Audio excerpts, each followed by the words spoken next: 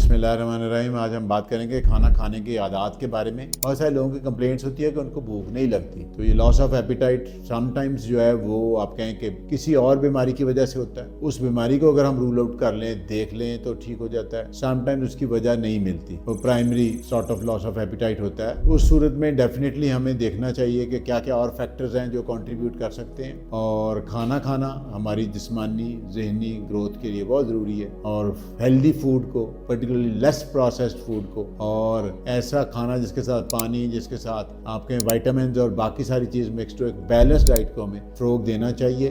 और of course उसमें खाने की हैबिट्स, उसकी टाइमिंग्स और आपकी एक्सरसाइज बड़ी अहम रोल प्ले करती है। जितना आप अपने खाने को यूटिलाइज करते हैं उतना वो आपकी ग्रोथ के लिए बेहतर और अच्छा साबित होता है। तो हेल्थियर ईटिंग को हमें प्रमोट करना चाहिए और सबको इस तरफ आना चाहिए। और इसी के बारे में हमें अपने बच्चों को भी पर्टिकुलरली एक रोल मॉडल के तौर पे एक बैलेंस्ड और परफेक्ट डाइट के बारे में खुद भी रोल मॉडल बन के उनको उनके सामने खाना चाहिए, और उनको भी इसी चीज़ को इनकरेज करना चाहिए ताकि वो ज़्यादा नेचुरल, ज़्यादा ऑर्गेनिक और बेहतर किस्म की खुराक खाएं, जिससे उनकी हर किस्म की नशो व नमा फ़रोग हो सके और उससे उनकी ज़हनी सेहत भी बेहतर रह सके। Thank you.